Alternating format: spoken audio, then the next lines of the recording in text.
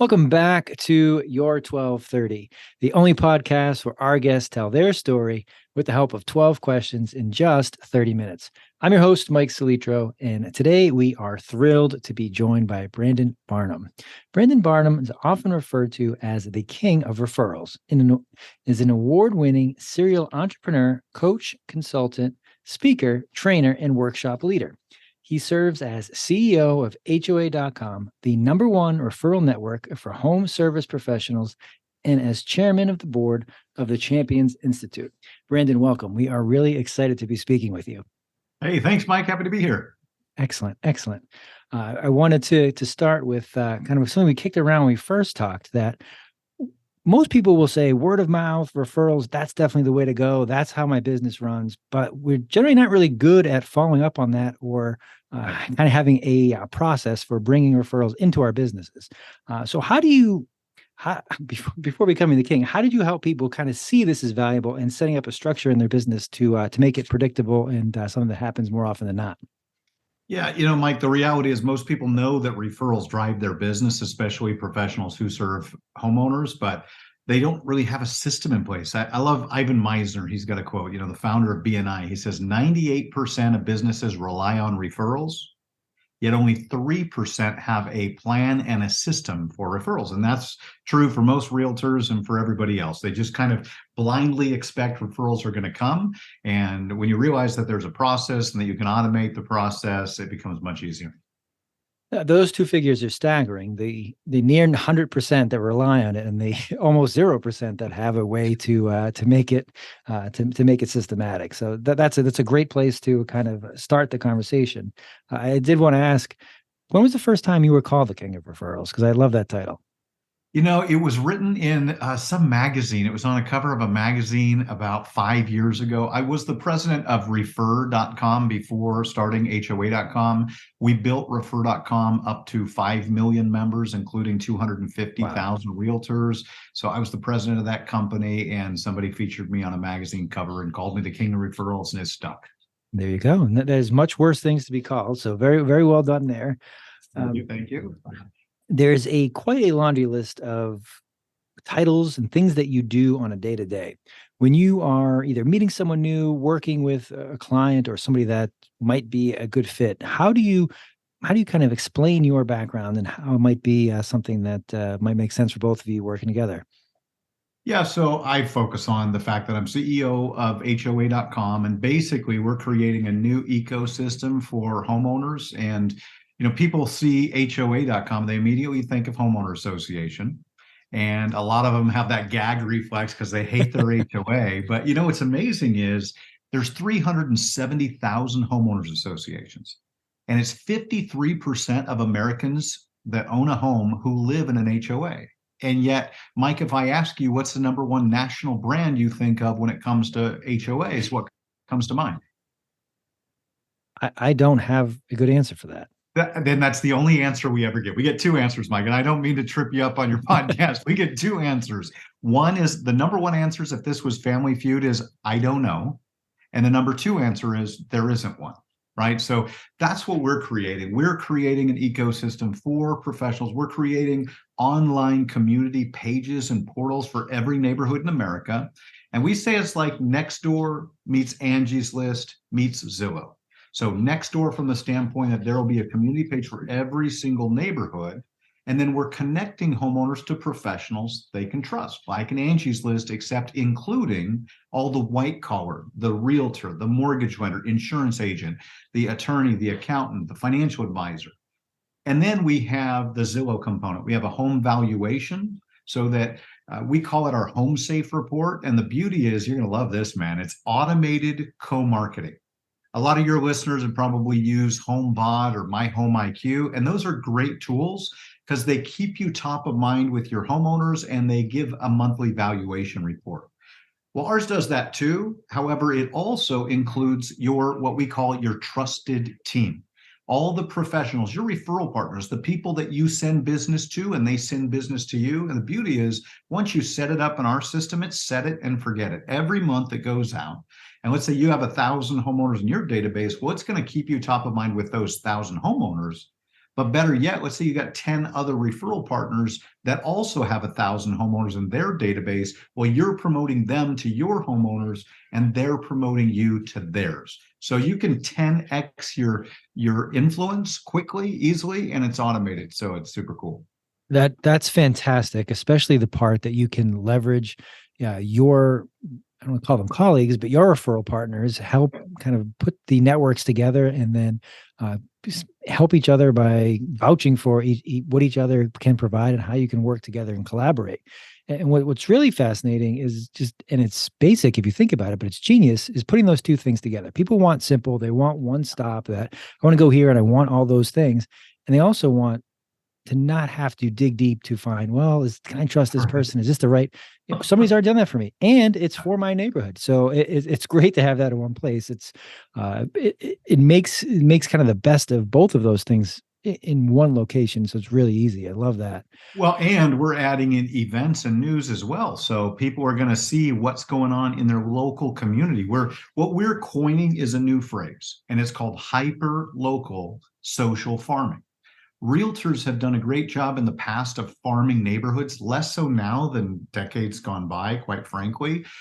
But no other professional has caught on to this. So we're basically taking the best practices of the best realtors and including all of the other home service providers, because a referral for one, a client for one, should be a client for all.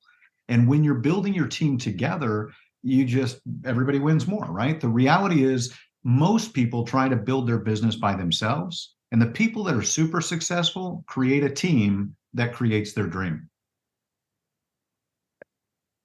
You see, you make it sound like it's like this is so easy, and I can't believe no one else has thought of this. How come no one else has thought of this? Yeah, yeah. So my background, just so you know, I spent 12 years in the mortgage business, right? I was a single dad. I was making 20 grand a year before I got into the mortgage business, and I was bouncing my mortgage checks on the house that I owned. So I had to make a change, and I got into the mortgage business in 1997, and I had a mentor that taught me the art and science of raving referrals. Really, he didn't call it that. That's my term that I've coined, but that's basically what it was. And in 18 months, I was able to 10x my income from 20,000 a year to $200,000 a year. And ever since, I've been on a mission to teach other people the same thing. So for the last 13 years, I've been building referral platforms and technology to help unite people and help them win more business together. And it's my purpose. That's why I'm here. That's awesome as far as for you to do that in such a short amount of time, and then the willingness and the want to help others. So I would like to kind of take both of those things. First, the 10x piece in such a short amount of time. Yeah. How, if you can remember back, what did you do differently? I'm sure you were working hard when you were earning 20K, but what did you do that kind of augmented the hard work? Yeah, here's the reality. I was fairly new out of business school. And I had this professor in entrepreneurship, and he said, you've got to look at the world with new eyes. You've got to see what's coming and go help create it. Now, what I did back in 1997 is I created an early version of Zillow, right? In Portland, Oregon, where I lived, I created the Portland Online Homebuyer Guide. Now, I was a mortgage lender, but I knew in order to win business from realtors, I need to add as much value to them as possible. And as I interviewed them, I said, what do you need help with? And they all said the same thing. What do you think they said, Mike? I don't know what my home is worth. I don't know what I should sell it for. And I don't know how to market it once I do figure that out. Well, that's what the home owner said, 100%. What do you think the realtors said? What do Oh, they need more of? They need more prospects. They need more people to talk to.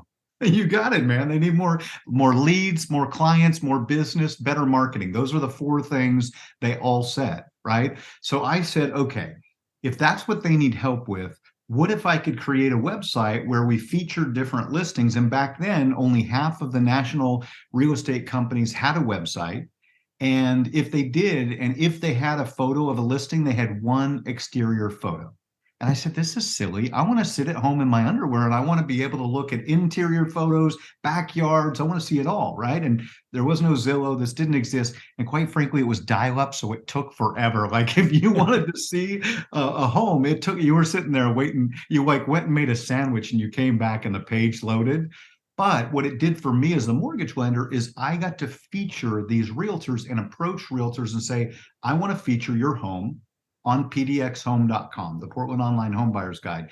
And by using that as a give, I was able to create loyalty. And essentially, that's what we're doing here at HOA.com. So I'm going to get to my second follow up, but I want to highlight that because that's really important because especially in real estate, we talk all the time about providing value, having a give, but sometimes it comes from a place of I'm giving you this, but I really want something in return. And I'm not, either it's I'm hiding it or I'm not hiding it all that well, or you're seeing right through it. But where you're giving a platform where it's like, this is helpful to you because of the areas that you're looking to drive more eyeballs to your business. You want to have more conversations, people buying and selling real estate. Here's how you can do it. And I've got a platform for you and you can use it. Of course, you have a benefit for it, but it's a real, tangible, valuable platform for a real estate agent. So that's the important thing there is understanding this. Not only this is where we're going, but this is useful to you today and tomorrow. And I'm going to solve people's problems, Mike. That's what it's about. Solve people's problems. If you can help solve their problem, you're going to win. You're both going to win. Absolutely. I think that kind of leads into the second part. You mentioned raving referral fans, having people that won't stop talking about the great service, the excellent experience that you delivered. How do you, this is a big question, how do you do that? Because people talk about it all the time. It's, my clients love me. They'll always refer me. And then you talk to their clients like, that was a nightmare. I never want to do that again. And there's a disconnect. So how do you provide that experience? It's a great question. We used to partner with Prudential Home Services on a global basis. They gave us their database. This is over a decade ago of every realtor in their system globally. And I would go to their national sales conventions. I'd ask every single one of their agents, when it comes to referrals, what's your biggest challenge? And what they would say, Mike, is that we give a ton of referrals out and we don't get many back. And if you're listening and that's you, you need to hold your referral partners accountable and say, hey, look, this is a partnership, right? This is truly a partnership. I'm happy to fill your funnel and give you all the clients I can, but I need you to be on the lookout for me too, because we're building our businesses together. All right. Now, the answer to your question, though, because you're really asking, how do you get more referrals from your clients, right? We teach the art of the ask, and the art of the ask has 3 steps. The first step is to set the stage. The second step is to listen for the referral triggers. And the third step is to ASK to GET. So here's how it works. When you're sitting with a client, they've just signed a listing agreement or a buyer broker agreement. They've decided to hire you as their agent, right? Assuming you're a realtor. What you want to do before you let that person out of your car, out of your home, out of that appointment, you say, listen, before I let you go, would it be okay if I ask you for a favor? Now, everybody's going to say yes to that, or they're going to say, maybe, tell me more. And then you say, I am so committed to wowing you with the service that I provide that I'd like to ask your permission if it would be okay that once I've wowed you, would it be okay if I ask you for referrals at a later date? Now, what do you think they're going to say to that, Mike? I would think most people would say yes. Yeah, because what have you really told them? Number one, you're not putting them on the spot. You're not making them feel uncomfortable. You're basically giving them your service promise. Look, I'm going to go above and beyond, and you're going to love what I do. And when you do, will you tell other people? That's really what you're doing. So you set the stage early. Okay, that's step one. Now, step two is you go live your word. You impress them with the service that you provide. You really wow them. And so you're listening for the referral triggers. And that might be something like, wow, Mike, this is amazing. I love this house. How did you find it? Or, thank you so much, man. You helped us save so much time, energy, get this amazing house. Whatever that expression of appreciation is, that's the referral trigger. And that's when you ASK to GET. You say, oh, I am so glad you feel that way. Remember early on, I told you I was going to deliver you world-class service and you were going to be blown away. Well, I'm glad that you feel that way right now. And I love helping people like you get these results. Who else do you know? And ideally, you're defining your perfect prospect. Who else what other real estate investors do you know? What other first-time home buyers do you know? What other retiree, right? The more crystal clear you can make it, the more in their mind they hone in on a specific person. And then you just ask them for referrals. just like you, I'd love to help them. Is there anybody you know that I can help right now? That's a good way to not only wow them, but to kind of cement yourself as this is a great experience that you're having. Would you like to share that with people you know? That's Sometimes right. I'll hear that, yes, I would love to, but I don't know anybody right now. What's a good way to kind of crystallize that and either bring it up later in the past or remain top of mind? So when they do find somebody, it's like, oh, you need to talk to Brandon because he is incredible. Well, that's exactly why we do the Home Safe report, right? Because that way, every single month, you're automating the follow up. You're automating the value delivery to your database, right? Every month, you're keeping yourself top of mind. And I don't know if you know about these valuation reports, but typically they have an open rate around 80% because homeowners want to know, did the value of my house go up or down last month? Right now, with ours, we're adding in events, we're adding in local news and top trusted pros. So we're training them. Not only am I here to serve you, but I've got a whole team. Mike, if you need help with your insurance, if you need help with your garage door, if you need help with your landscaping, I've got the people that you need that you can trust. So come back to me. I'm here to help. Love it. How do you put these groups together? Because there's a lot of moving parts, and sometimes people change markets. Sometimes, hey, that garage door opener guy, he didn't show up when he was supposed to, and I don't want him to be part of this circle. So how do you kind of make sure there's top quality at all times? Well, we do background checks on the people that join our network. We research them to make sure they're 4 and 5 star rated companies. We don't accept people that are under 2 years in the business just because it's our reputation as much as it is your reputation, right? But we've learned a lot of lessons. I've learned a lot of lessons over the last 25 years because I started doing referral partnerships.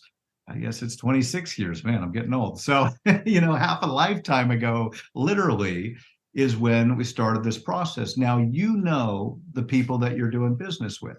And if they're not doing the job, then you don't want to be recommending them, right? So the beauty of that is you tend to get better service and support when you're referring people consistently over and over again because you demand a service standard. You say, look, I'm happy to keep sending you business, but you got to be on time, you got to be on budget, and you've got to communicate clearly to the client and to me because my reputation is at risk. So if you want my business, this is a partnership, and I demand high quality and professionalism.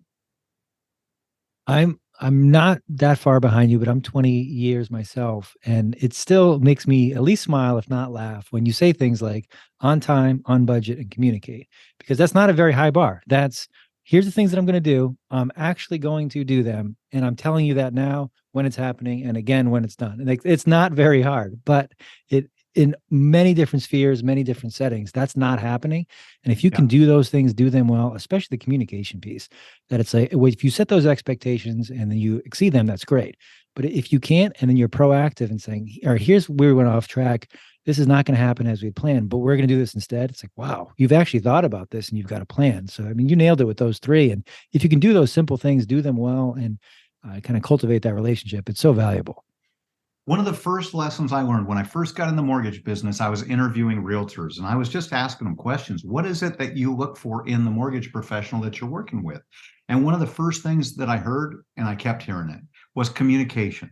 Look, there's going to be files that go wrong. You're going to have underwriters that don't like the proof of income or whatever the case may be.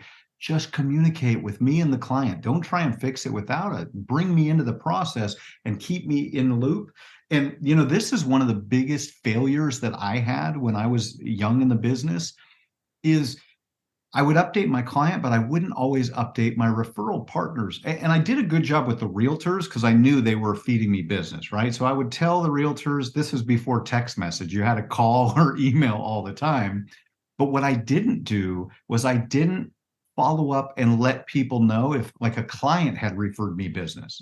And I had this VP of Intel call me up one day and he said, hey, man, this guy's name was John Jones. I remember it like it was yesterday. He said, hey, Brandon, I just wanted to follow up and see how things went with Mike. And I'm like, oh, it was awesome. We just closed on his refinance 2 weeks ago. Thanks so much for that referral. And then there was this like awkward silence. And he said, do you mind if I give you a little piece of advice? I said, of course, John. And I had done like 3 loans for this guy, hugely influential. He said, number one, it's a really good idea to thank people who give you referrals. I felt like a freaking idiot because I hadn't like thanked him formally for giving me a referral. Then he said, number two, it's a really good idea to follow up and let the people that send you business know what happened with the people that they sent you. And so I again felt like an idiot. I had my own mortgage brokerage at that time called Integrity Lending, and I printed up referral thank you cards for all of my loan officers. I had about 30 guys working for me at that time. And I said, look, if you get a client, they're just literally fill in the blank of the name of the client and pop this in the mail. And this kind of goes back to a couple of things that we've talked about, that there are so many moving parts in the things that we do. It's easy, even as you say, it's like, well, of course you should do those things. But there are Right. things that you just don't think of, can't think of, or that you won't think of. And somebody brings it up and say, oh, yeah, I wish I had been doing that. So having a team or having a system helps catch those things when you can't juggle all those balls. So it's like, okay, that's great. I didn't think of that. Somebody's told me that. I'm going to do this every time. And I'm going to That's make right. sure I've got that stopgap. So You got to that's create your system. And I teach the referral score quiz. I mean, in the book Raving Referrals, we've got 10 questions, 10 best practices. And if you go to referralscorequiz.com, you can take the referral score quiz. It'll take you less than 2 minutes, and you'll score yourself 1 to 10 on the 10 referral best practices. And a lot of people are surprised, right? They think, oh, I'm pretty good at generating referrals. But there's things that you, just to your point, like you should be doing consistently every single time. And the beauty of the referral score quiz is it helps you identify where the gaps are, and you can fix them fast. But it's just people don't know what they don't know. And once they're aware of what they should be doing, they can put it into practice quickly. well said. Well said. This will be my last referral question because I could fire them all night, but I won't. Um, you mentioned having the kind of reciprocal relationship where there is the idea that we'll send each other business. Right. Sometimes in the just the day to day of what we do, there'll be somebody that we refer a lot more business to than even they'll have the opportunity to. So they may want to, they may always keep us top of mind, but their circle may not be for business for us. And likewise, some of the best advice I got was that don't always look at it as a one for one. Is that, if you might have all these referrals going to this person, but you might get a source that you can't necessarily have the same going back and forth. What do you think about Right. that? And do you think that makes sense? Oh, 100%. Remember, it's really about solving problems for people, and your clients are first and foremost. So, if your clients are needing home inspector, guess what? You're not going to get a lot of referrals from your home inspectors. You're just not. You're going to give more deals to your mortgage lender than you're going to get back. That's just the nature of how it all works. However, one of the things I always do, and one of the things I teach is how can you, as the recipient of those referrals, what are the other ways that you can give back? How can you help that person beyond just referring them clients? Because to your point, sometimes it's tough for people to identify right when they need a realtor. So, what are the other ways that you can give back? Can you promote them on your social media, on Instagram, on Facebook, right? Can you do a live? We actually teach the referral partner blueprint. There are 21 co marketing campaigns that you can do with your partners. Most of them don't cost you a penny. And you can go to hoa.com/blueprint and download it for free. It's a free guide that we give.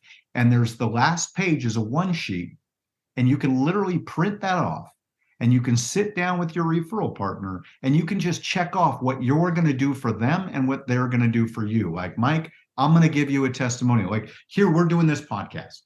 I'm going to share when this recording is done. You're going to send it to me. I'm going to send it to my team, and we're going to promote you. This is kind of a referral partnership by you bringing me on to educate your audience. We're going to promote you to our audience. Like, it just makes sense. It's mutually beneficial. Not only are you a real estate attorney, but you help realtors grow their business. Well, our realtors want to grow their business. So it's symbiotic. It's a win-win. The referral partner blueprint really helps because it'll give you ideas of ways you hadn't even thought about adding value to the people who add value to you. So I'm going to post a blueprint link for sure because I love the 21 ideas, and I'll tell you why for two reasons. One, I'm sure there's at least 15 on there that I haven't thought of, so I'm going to steal some of those from you. And two, I've actually seen this go wrong, both myself and clients that I've worked with, where you think that it's like, well, I'm gonna have a post where I highlight this other business or this referral partner, and it's gonna be great. But something goes wrong, and it's like, well, they didn't even respond, or they're actually yelling at me because I put the wrong picture. And it's really important to know how to do that properly. That if I'm going to have both of us, uh, co-branded or something that I'm putting a spotlight on you, that one, about it, and two, this is something that you're signing off on. So That's right. I think that's great to have all of those in one place. So I'll certainly post that because unfortunately I've seen that go wrong when your intentions are really just to help somebody else out. So I'd love that that's there. You mentioned the scorecard. You mentioned the book. Uh, how how have you found that people really have come to getting past? All right, I know referrals are important. I know I can do better at this. Is it something that they'll read about, they'll hear from somebody else, and they're able to put pieces into place, or you're kind of looking at the scorecard? It's like, all right, these three areas I really need to focus on. What is kind of helping people get the light bulb go off? The biggest thing is, again, people don't know what they don't know, and they think they know about referrals, but most people haven't had any formal referral training, right? So we've created the book, Raving Referrals. We've got a whole video class online. They're little 1 to 3 minute video tips. So you can just listen to a quick tip a day and it'll help you grow your business. But the biggest thing is just the awareness, right? And one of the things that we help people do is shift from a sales mentality to a servant mentality. When you're focused on the sale, you're focused on what you're going to get. When you're focused on serving, you're focused on what you're going to give. We've all heard givers gain. I believe that's true. And so the more you give, the more you receive. However, you're going to find some people are takers more than givers, and you want to partner with people who are givers that you resonate with, that you like hanging out with. When I had realtors as referral partners, these were some of my best friends. I used to go to, movies and concerts and sporting events and just do fun stuff. So that's the way that it should be, and that's how we teach in Raving Referrals. And that's kind of both sides of the coin there that I want to make sure that to highlight that just because it's work doesn't mean it can't be fun. It can't be something you enjoy doing, especially if you have the right collaborators, that you're working with the right people. Like we're doing great things and we're having fun doing it. And two, I remember I used to get upset for the longest time. There was like, I've done all these things. This person doesn't care. They don't even acknowledge. And I think it was Gary Vee who said, it's like, that's going to happen and you have to be okay with it. You just turn, you give to somebody else, and you can't look to make up on that person, or people are going to take, and you have to be okay with it. And if you are truly coming from that servant mindset, you understand that's part of it, and you're not looking to capitalize on it either. So I think we should certainly share that when it comes to helping others and providing solutions. Yeah, and I love the people that we get to hang out with. Like I'm flying to Denver in a couple of days. I'm speaking in an event up there with 300 people on Saturday, and some of the people I've been building relationships with for years now. And so, like there's one mortgage lender up there. She does the Mile High Leader Awards every year. We've sponsored the last two, and she celebrates the top 100 top performing producing realtors every year. And like number one last year was like $130 million in closed transactions, just one woman. So it's so much fun, man. You hang out with people that you love hanging out with. And if somebody is an energy vampire, then you need to move on next. Good Find advice. your vibe attracts your tribe. Focus on your inside, and the people on the outside, the right ones will be attracted to you. Well said. Well said. We'll start wrapping up here because somehow we're already at time. 300, that's a large audience. Do you still get nervous when you talk to them? And then what is going through your head as you're walking up on stage on Saturday? I'm all about preparation. Like I was spent this morning visualizing what I'm saying and really how I'm making a difference. When I focus on me, I get nervous. When I focus on them, I don't at all. And I speak enough that it's not a big deal, but yeah, I get nervous. Let's just be real, right? Because I feel like it's such an incredible opportunity to make a difference to so many people at once. That's why I like doing podcasts like this, because for me, it's about the impact over the income. I'm here to uplift, inspire, and empower every person on the planet. That's my life mission. So that's the scoreboard that I play from. So it's just how can I make as much of a difference as possible on the few short days I got on this planet? I love that. And I cannot tell you how great it is to hear the think, as a speaker, as somebody who's delivering information, if you make it about yourself, you're going to be nervous, you're going to be self-conscious, and you're probably going to mess up because you're thinking about how do I look, how do I sound. They don't care about that. It's if you can, this can be helpful for you, and here's how, and you make it digestible, something they want to hear, you communicate it well. It's like, wow, this was great, and this was easy because I wasn't thinking about all those self-conscious things. So that's good advice too. I have a training coaching company called the Champions Institute, and we really focus in the dental world. In fact, the second book that I've done is Raving Referrals for Dentists. And with the Champions Institute, I've learned really what it takes to feel like a champion, to act like a champion. And so Saturday, I'm going to start my talk by literally getting everybody out of their seat and feeling like a champion. I'm talking celebrating like they just won the Super Bowl, right? I want everybody to start out with that energy, with that experience. And I want to help them understand that they can feel that anytime they want. So whenever they want to feel like a champion, when they're feeling nervous or anxious, you can literally embody whoever it is. Like for me, my champion avatar is Neo. I am Neo.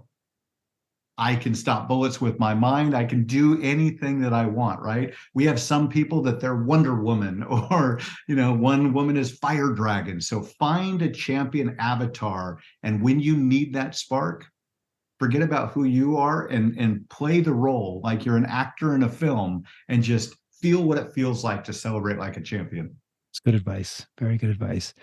So wrapping up here, Brandon, we've covered a good amount of material. Is there anything I didn't ask you that I probably should have tonight? Oh, great question. The number one thing is be clear on what you want to achieve, right? Live life by design, not by default. Create your goals, create your intentions, focus on it. I have a journal, right, where I write in the positive I am state of what it is that I am creating. So be intentional, be generous, be grateful. And you do that, and life's pretty dang awesome. I I will sign off with that I fought journaling, I fought affirmations for a long time, meditation. I don't need that stuff. I'm fine. You start doing it, it's like, wow, there's so much to learn here. This is a never ending just it helps so much and you learn so much about yourself and so many other things. So wonderful advice. Thank you for joining us, Brandon. This was a lot of fun. I look forward to doing it again. My pleasure, Mike. Thanks for having me.